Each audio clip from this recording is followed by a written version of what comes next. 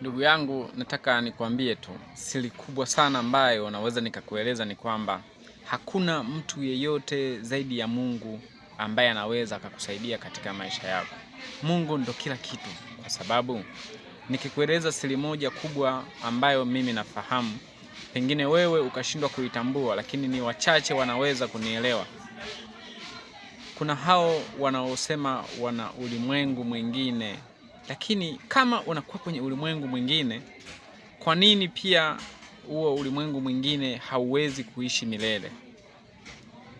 Nafikiri wachache wanaweza kunielewa. Kuna waganga, madaktari mbalimbali, wakiwa pamoja na watu wengi.